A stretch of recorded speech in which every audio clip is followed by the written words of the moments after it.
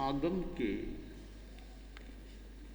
छठे स्थान में कहा गया है, छब्बिहा कपट्ठिति पन्नत्ता तंजहा सामाईय कपट्ठिति छेओ वट्ठावणीय कपट्ठिति निब्बिसमान कपट्ठिति निब्बिठ कपट्ठिति जिण कपट्ठिति ठेर कपट्ठिति। यह छठा स्थान है ठाणम आगम का। इसमें 6 बातों का उल्लेखन वर्णन किया गया है। एक बात बताई गई है इस सूत्र में, कल्पस्थिति 6 प्रकार की होती है। जैन शासन में, निर्ग्रंथ प्रवचन में जो 24 तीर्थंकरों की श्रृंखला है,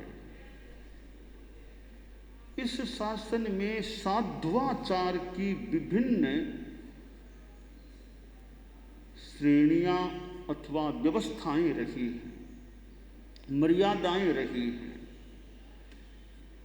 6 प्रकार की आचार मर्यादा, आचार व्यवस्था, साधना व्यवस्था बताई गई है। पहली है सामायिक कल्पस्थिति। भगवान पार्श्व के समय साधु सामायिक संयम की साधना करते थे। 5 चारित्र हैं, सामायिक चारित्र, छेदोपस्थापनीय चारित्र, परिहार विशुद्धि चारित्र, सूक्ष्म संपराय चारित्र और यथाख्यात चारित्र। इनमें जो दूसरा चारित्र है छेदोपस्थापनीय, वह वर्तमान में सम्मत है, यानी भगवान महावीर की परंपरा में यह सम्मत है। भगवान पार्श्व के समय जो 23वें तीर्थंकर थे, यूँ कह दे बीच के जो 22 तीर्थंकर हैं, पहले को छोड़ दे, अंतिम को छोड़ दे, बीच के 22 तीर्थंकर, उनके शासन में साधुपन की व्यवस्था में ये छेदोपस्थापनीय चारित्र नहीं होता है। प्रथम और अंतिम तीर्थंकर के सिवाय जो बीच के 22 तीर्थंकरों का शासन काल है, उनमें छेदोपस्थापनीय नहीं होता, सामायिक चारित्र होता है, यानी छेदोपस्थापनीय बिल्कुल नहीं होता है। भगवान महावीर का वर्तमान में यह शासन चल रहा है, जैन शासन, इसमें मुख्यतया छेदोपस्थापनीय ही है। प्रारंभ में सामायिक चारित्र भी ग्रहण कराया किया जाता है। दीक्षा जब लेते हैं तब सामायिक चारित्र की स्वीकृति, प्रत्याख्यान होता है। 7 दिन तक रहे, 4 मास, 6 मास, उसके बाद में छेदोपस्थापनीय का काल आ जाता है। न्यूनतम 7 दिन है, मध्यम 4 मास, उत्कृष्ट 6 मास आश्रय। तो वर्तमान में यह सामायिक चारित्र का अस्तित्व है। हर साधु के लिए वह प्रारंभ में वही स्वीकरणीय होता है, गृहीत होता है, परंतु बाद में वो छूट जाता है। जब बड़ी दीक्षा जिसको बोलते हैं, तब छेदोपस्थापनीय आ जाता है। तो सामायिक कल्पस्थिति है, सर्व सावध्य योग का त्याग इसमें होता है आश्रय। और यह एक आचार मर्यादा, यानी सामायिक चारित्र में और छेदोपस्थापनीय चारित्र में थोड़ा सा आचार का भेद होता है। तो सामायिक कल्पस्थिति एक, दूसरी छेदोपस्थापनीय कल्पस्थिति। इसमें 5 महाव्रतों को त्याग के रूप में, प्रत्याख्यान के रूप में, यानी हिंसा, झूठ आदि का 3 कर्ण 3 योग से त्याग करके 5 महाव्रतों को स्वीकार किया जाता है। यह वर्तमान में चालू। मेरे मन में प्रश्न उठा, मेरे में या वर्तमान के साधुओं में 6 कल्प स्थितियों में से कितनी कल्प स्थितियां हैं? फिर मैंने उत्तर पाया कि 3 कल्प स्थितियां हैं वर्तमान में। जब जैसे मैंने दीक्षा ली, हम कल्पना करें व्यवहार में, तो सामायिक कल्प स्थिति आ गई। बाद में बड़ी दीक्षा हुई तो छेदोपस्थापनीय चारित्र, वो कल्प स्थिति आ गई। स्थविर कल्प स्थिति हमारी है ही वर्तमान में। तो ऐसा मुझे लगा, अगर मैं भूल नहीं करता हूं तो, कि वर्तमान में हमारे यहाँ यानी साधुओं में 6 में से 3 कल्प स्थितियां होती हैं। तो ये दूसरी है छेदोपस्थापनीय कल्प स्थिति, तीसरी है निर्विषमान कल्प स्थिति, और चौथी है निर्विष्ट कल्प स्थिति। 5 चारित्रों में तीसरा है परिहार विशुद्धि चारित्र। उसके 2 विभाग हैं। एक साधना का प्रयोग है, 9 साधु मिलकर साधना करते हैं। एक साधना के प्रयोग में 9 साधुओं का दल, समूह है, संलग्न होता है। 9 में से 4 साधु तो तपस्या में लग जाते हैं। जो भी उपवास, बेला, टेला, चोला, पंचोला, जो उनकी व्यवस्थाएं हैं, जगन्य, मध्यम, उत्कृष्ट, उस तपस्या में, पालने में भी आयंगिल, अभिग्रह, तो तपस्या में लगते हैं 4 साधु। 9 में से 4 साधु परिचर्या सेवा के दायित्व का निर्वहन करते हैं, और एक साधु को आचार्य के रूप में होता है, आचार्य होता है, वो मुखिया आचार्य। 4 तपस्या करने वाले, 4 सेवा करने वाले, 1 आचार्य। अब जो 4 साधु तपस्या में लगे हैं, उनकी है निर्विषमान कल्प स्थिति, वे तपस्या में हैं। बाद में उनकी तपस्या संपन्न हो जाती है, तब जो दूसरे सेवा में थे वे तपस्या में लग जाते हैं 4, और जिन्होंने तपस्या कर ली वे सेवा में लग जाते हैं। यानी उल्टा पुल्टा ऐसे हो गया, तपस्या करने वाले अब सेवा में, सेवा करने वाले अब तपस्या में। तो जिनकी तपस्या संपन्न हो गई वे निर्विष्ट कल्प स्थिति वाले हो गए। निर्विषमान तपस्या जो कर रहे थे वे तपस्या संपन्न हो गई, अब वे निर्विष्ट कल्प स्थिति में आ गए। तो ये 2 कल्प स्थितियां, 2 2 4 हो गई। सामायिक कल्प स्थिति, छेदोपस्थापनीय कल्प स्थिति, निर्विषमान कल्प स्थिति, निर्विष्ट कल्प स्थिति। 5वीं है जिन कल्प स्थिति।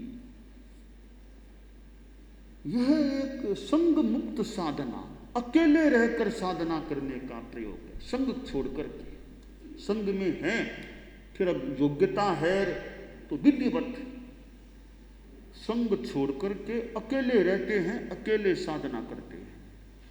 और तो क्या, साधु भी ऐसे विधि विधान के अनुसार पूर्वों का ज्ञान भी, अच्छा ज्ञान हो, पूर्वों का पूरी योग्यता हो, क्षमता हो, सहिष्णुता हो, धृति हो, संगनन मजबूत हो, वज्र ऋषभ नाराज संगनन, ऐसा साधु संग मुक्त होकर विधि के अनुसार इस जिन कल्प स्थिति को स्वीकार करके अकेला साधना करता है। और तो क्या, आचार्य भी चाहे तो वे भी संग को छोड़ करके वो जिन कल्प स्थिति में जा सकते हैं, परंतु आचार्य जो हैं उनका दायित्व पहले वो उत्तराधिकारी की व्यवस्था करते, संघ को बताए कि संघ को इकट्ठा करे कि ये मेरे, इनको मैं उत्तराधिकारी बना रहा हूँ, और मैं अब चाहता हूँ, इतने वर्ष मैंने सेवा की संघ की, अब मैं विशेष साधना में लगना चाहता हूँ, संघ को छोड़कर, संघ से मुक्त होकर अकेला साधना में लगना चाहता हूँ। तो उनका निर्णय हो जाता है अकेला साधना करने का भी, उत्तराधिकारी के ये मेरे उत्तराधिकारी आचार्य हैं अब, और संघ को शिक्षा देते हैं भी ये मेरे उत्तराधिकारी, इनकी आज्ञा में रहना। ऐसा मत सोचना कि हमारे गुरुजी थे वो चले गए, ये तो छोटी उम्र के हैं, इनका क्या आज्ञा, ऐसा मत सोचना। भले छोटी उम्र के हैं पर ये मेरी जगह पर होंगे, मेरी जगह पर होंगे तो मेरी तरह इनको भी सम्मान देना, इनकी आज्ञा में रहना। उत्तराधिकारी से भी कहते हैं तुम भी ध्यान रखना, संघ में बहुश्रुत हैं, तुमसे भी दीक्षा पर्याय में बड़े हैं, ज्येष्ठ हैं, उनका मान सम्मान रखना, विनय रखना, और संघ की सार संभाल करना, छोटे बड़े साधु उनकी सार संभाल व्यवस्था का ध्यान रखना। और एक बात का और ध्यान देना, जैसे मैं जिनकल्प स्थिति में जा रहा हूं, तुम भी कभी ऐसा करना। तुम भी जब तुम्हारे शिष्य तैयार हो जाएं, किसी योग्य शिष्य तैयार हो जाए, भविष्य में तुम भी मेरी तरह संग छोड़ करके भी यह साधना करने का लक्ष्य रखना। यूं शिक्षाएं देकर संघ को और उत्तराधिकारी को फिर वे चल पड़ते हैं।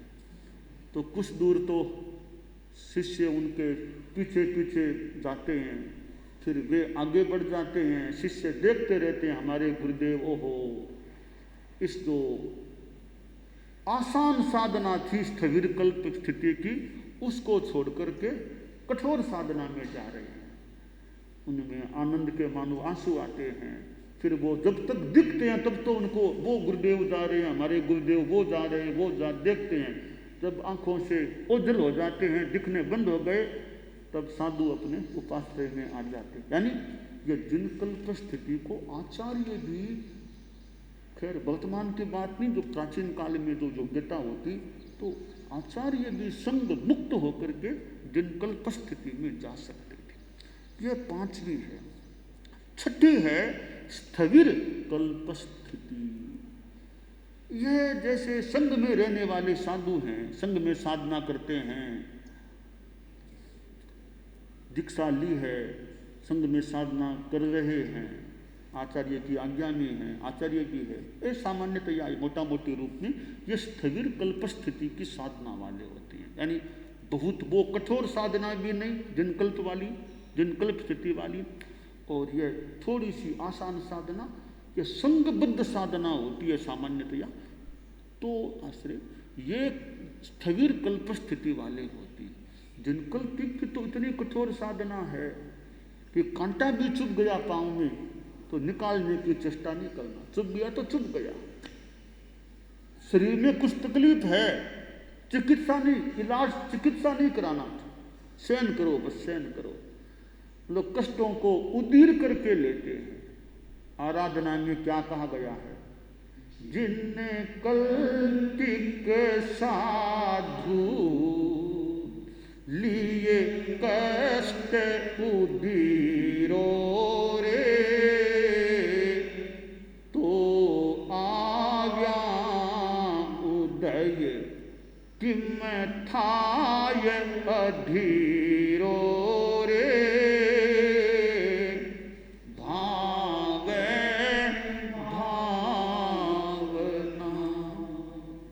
शरीर में कष्ट हो जाए तो ये सोचो, अरे जिनकल्पिक साधुओं को देखो, वो किस प्रकार सहन करते हैं। वो तो मानो उधेड़ कर कष्ट ले लेते हैं, चिकित्सा भी नहीं कराते हैं। हम तो सहज में आ गया है कष्ट, उसी को सहन करना है, वो कितना सहन करते होंगे। तो हम समता रखें, अधीर न बने।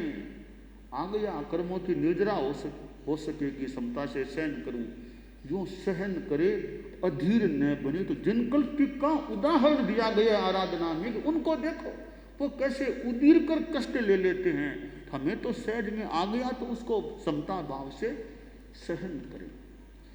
तो ये 6 कल्प स्थितियां, आचार मर्यादाएं हैं। 6 प्रकार की जैन शासन की ये साधुत्व की आचार व्यवस्थाएं बताई गई हैं। तो आचार साधना मोक्ष के लिए है। आप लोग जो गृहस्थ साधु की अवस्था में नहीं, तो इन 6 में तो आप कोई है नहीं। आप श्रावक हो सकते हैं, संयमा संयमी, व्रता व्रती, बाल पंडित। श्रावक है, पंचम गुणस्थान वाला बाल पंडित, संयमा संयम, व्रता व्रती है। बाल भी है, पंडित भी, यानी संयम भी, असंयम भी है और संयम भी है। संयमा संयमी, संयम भी असंयमी, देश विरति है, व्रतावृत्ति, व्रत भी है, कुछ अव्रत भी है।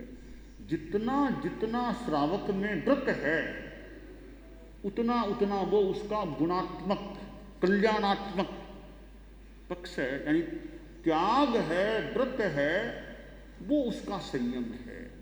बाकी जो असंयम है वो तो आखिर असंयम ही है, वो तो कभी त्याज्य ही है। तो वर्तमान में आप लोग जो गृहस्थ हैं, इन 6 कल्प स्थितियों में से आप किसी में भी नहीं हैं। जैसे मैंने कहा, अगर भूलने हो तो हम तो 3 का स्पर्श करने वाले हैं, 6 में से 3 का। यह निर्विषमान कल्प स्थिति भी नहीं, निर्विष्ट कल्प स्थिति भी नहीं, और जिन कल्प स्थिति भी नहीं। बाकी 3 सामायिक, छेदोपस्थापनीय और स्थगित, इन तीनों का स्पर्श संभावना है हमारे हो जाता है। जिनको कम से कम छेदोपस्थापनीय आ जाए उनको, वरना तो कोई सामायिक दिया और उसी में कोई काल धर्म को प्राप्त हो जाए तब तो 2 ही माने। तो हम लोग जो छेदोपस्थापनीय में हैं उनके 3 कल्प स्थितियों का स्पर्श हो चुका है। एक साथ तो 2 का माने, एक साथ संलग्न साइमल्टेनियसली तो 2 का है, कुल मिलाकर के 3 का स्पर्श। तो खैर, आपकी बात मैं कर रहा था, आप गृहस्थ होंगे कि गृहस्थ जीवन में कैसे आचार संयम का विकास हो।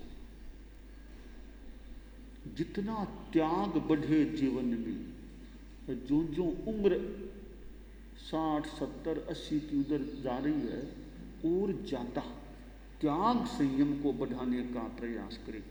एक सीधा सा उपाय है, सामायिक करो। सामायिक करेंगे त्याग हो जाएगा। सामायिक में सावध्य योग का त्याग है, जितने सामायिक करेंगे आपके उतने त्याग, सावध्य योग के त्याग हो जाएंगे। 3 कर्ण 3 योग से जैसे साधु के त्याग हैं वैसे तो आपके नहीं होते हैं, परंतु फिर भी 2 कर्ण 3 योग से 8 कोटि से 9 कोटि से जैसे भी सामायिक करते हैं वो आपके त्याग होता है। तो जितनी सामायिक करेंगे आपके त्याग का पलड़ा भारी हो सकेगा।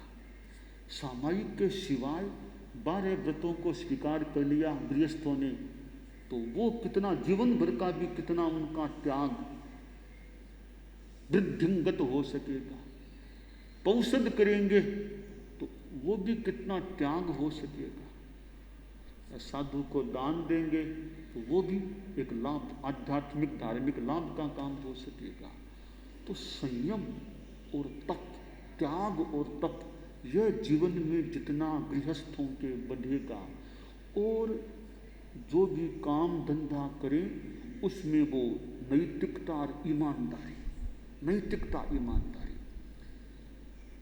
महान संत के पास एक कोई मंत्री आ गया तो संत ने धर्म कर्म की बातें बताई दी, धार्मिकता धर्म। और तब मंत्री जी बोले कि गुरुजी अब धर्म की बात बहुत बढ़िया लगती है मुझे, बहुत धर्म उपासना अच्छी लगती है, पर क्या करूं मुनिवरक गुरुदेव, समय नहीं मिलता धर्म के लिए, इतना व्यस्त जीवन है, यह मंत्री का दायित्व है तो धर्म करने का टाइम नहीं मिलता है। तो मन में रुचि बहुत है साधु संतों के जाने की, धर्म करने की, साधना करूं धर्म करूं, तो टाइम नहीं निकाल पाता, ये मेरी मजबूरी है, क्या करूं।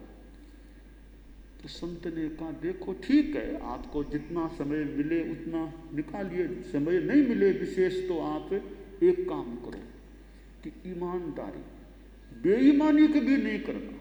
आप जो भी काम करें उसमें बेईमानी नहीं करना, अप्रामाणिकता नहीं करना, ऑनेस्टी, ईमानदारी रहे, बेईमानी न हो। आप यह संकल्प रखो, यह संकल्प कर लो तो वो भी आपके जीवन के लिए अच्छा है, पाप से बच सकेंगे कि बेईमानी कभी नहीं करना। तो आप गृहस्थ लोग जितना त्याग तप संयम तप का विकास करें तो इन 6 कल्प स्थितियों में अभी मान लो न भी हो तो आपके ढंग से देश वृत्ति संयमा संयम, वो संयम की चेतना का विकास हो सकता है।